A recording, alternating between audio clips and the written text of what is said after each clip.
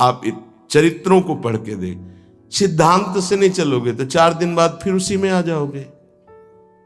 जब हम विरक्त हो गए, पूरे विश्व का भरण पोषण प्रभु करते, तो मेरा नहीं करेंगे क्या? आज अगर कोई जुड़ा है तो वैराग्य और भगवत प्राप्ति के लिए जुड़ा है। हमारा संबंध संसारिक नहीं, भागवतिक। जिस मार्ग में हम हैं उस मार्ग में। रघुनाथ दास गोस्वामी को 2-4 दिन हुए, फिर अंदर आग लग गई। नहीं, पिता के द्वारा दिए हुए वैभव को नहीं भोगना, वापस। अब कैसे जिए? जहां सिंहपौर पर जगन्नाथ जी के सब भिक्षुक खड़े होते थे, उन्हीं के बीच में खड़े हो गए। अब जो बांटते हैं तो उनका स्वभाव है लेने वालों का दौड़ दौड़ कर आगे लेना। कभी कभी मिलता उनको, शांत खड़े रहते तो पा लेते, नहीं मिलता प्रसाद तो भूखे रह जाते।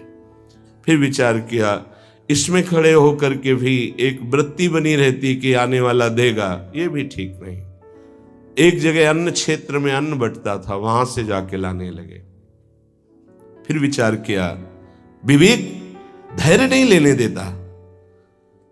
यार हम यहां कोई सेवा तो करते नहीं, क्योंकि भरपेट अन्न पाने का जिस क्षेत्र में अधिकार है तो वहां सेवा करना जरूरी। चाहे पोछा लगा दो, चाहे पत्तल फेंक दो, कोई सेवा वहां करनी चाहिए, तभी आपका वैराग्य सुरक्षित रहेगा, नहीं तो फिर ठीक नहीं है। वहां अन्य क्षेत्र में भी छोड़ दिया भोजन लेना।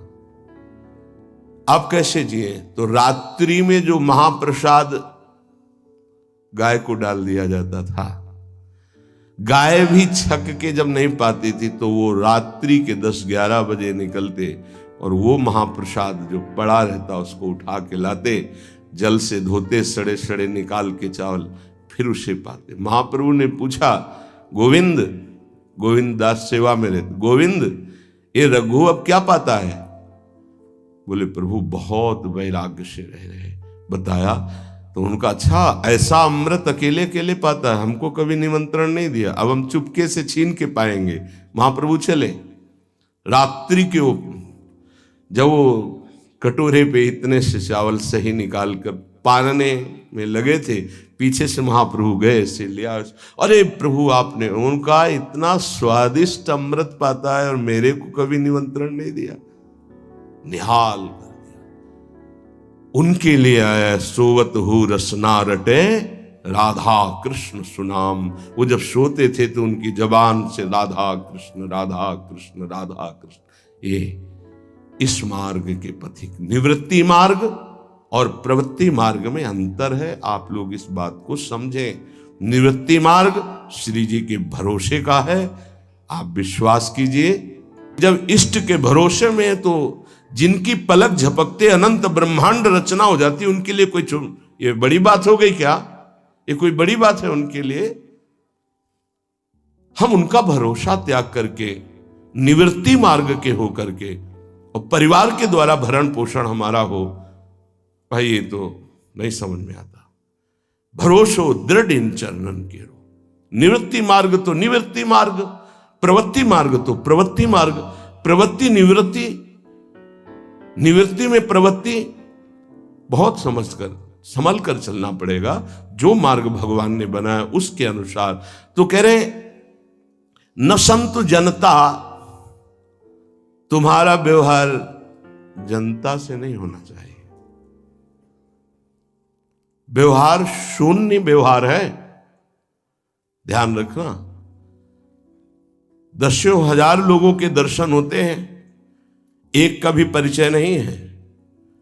हजारों लोगों से संभाषण है, एक भी हमारा मित्र नहीं है कि ये हमारा है, तुम लोग इसके साक्षी हो।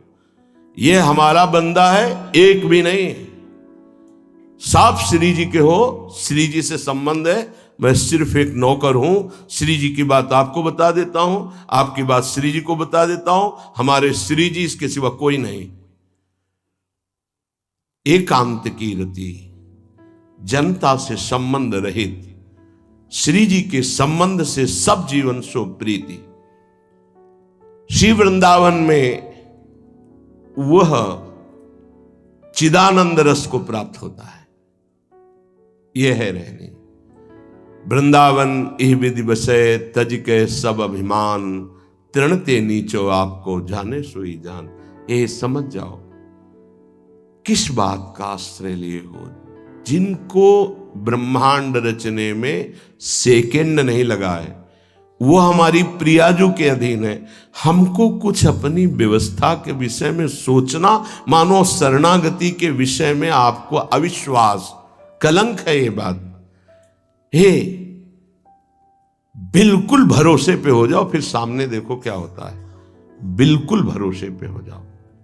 गुरुजनों ने कभी भी अन्य आश्रय नहीं होने दिया, कभी भी अन्य जगह जगह बचाते। वो जानते हैं कि अन्य आश्रय, धन का आश्रय, वस्तु का आश्रय, व्यक्ति का आश्रय, ये तुमसे सच्ची बताते हैं, गुरुजनों की कुछ बातें बाद में समझ में आती, पहले समझ में नहीं आती। केवल श्री जी का भरोसा रखो, जिसने आज दिया है वही कल देगा। जब गुरु जी को कोई कहता कि कभी काम में आ जाएगी ये वस्तु, रख लो, तो बोले इसी को मिटाने के लिए बाबा जी हुए हैं। जब कभी काम में आनी होगी तो तुरंत श्री जी भेजेंगे, हम इसको पहले से क्यों रखें।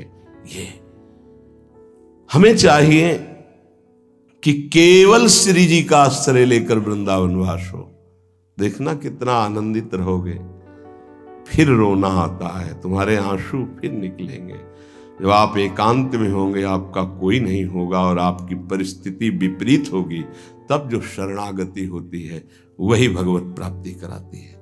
जब तक विपरीत परिस्थिति नहीं आएगी तब तक शरणागति परिपक्व नहीं होगी। बात लिख लीजिए, चाहे वो द्रौपदी जी हो, चाहे गजराज गजेंद्र जी हो, चाहे कोई भी हो, जब ऐसी विपरीत परिस्थिति आए कि कोई भी सहयोगी नहीं रह गया, तब शुद्ध शरणागति और भगवत साक्षात्कार। उस दिन के लिए तैयार रहो और मांगो कि हमारी आसक्ति का नाश करने के लिए परिस्थिति ऐसी दे दो प्रभु कि सिर्फ आप पर दृष्टि हो, सिर्फ आप पर, ना कोई हमारा, ना हम किसी के, सिर्फ आप। मेरे तो गिरधर गोपाल, दूसरों न कोई। बात समझो, सत्संग की बात को समझो, परमार्थ की बात को समझो।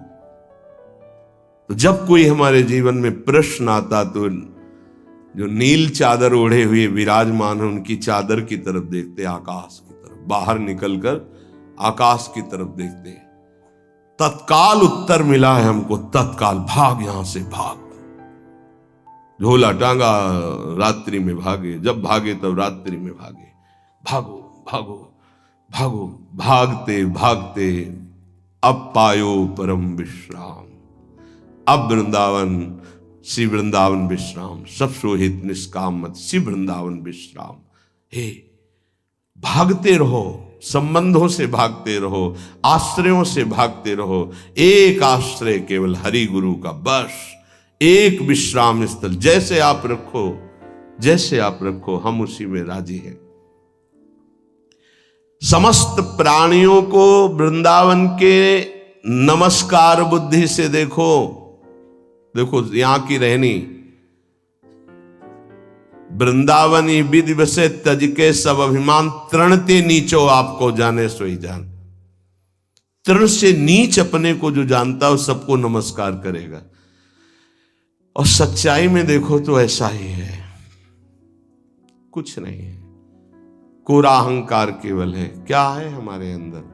कुछ नहीं। अगर गुरु कृपा न हो, प्रियालाल की कृपा न हो तो कुछ नहीं। हाथ उठा के कहते हैं कोई बल नहीं है। बल है तो वो है, नहीं तो वो नहीं, तो कुछ बल नहीं। क्या बल है? आप देखो, अंदर से देख लो बैठ के, तुम्हारे अंदर क्या बल है। फिसल कर गड्ढे में गिरने का तो बल है, लेकिन गड्ढे से निकलने का बल तो नहीं है। फिसलने में क्या बल? फिसल कर गिरने का तो है, लेकिन गिर के संभलने का बल ये केवल गुरु का बल है, ये केवल इष्ट का बल है। इसलिए श्री धाम वृंदावन का आश्रय और वास स्वीकार करो। सबसे छोटा अपने को समझो, समस्त प्राणियों को नमस्कार करो। क्यों? क्योंकि कहीं कोई वृंदावन में किसी का अपराध न बन जाए। नमंतु ननु जंतु कानिह नमंतु रस्तु क्वचित।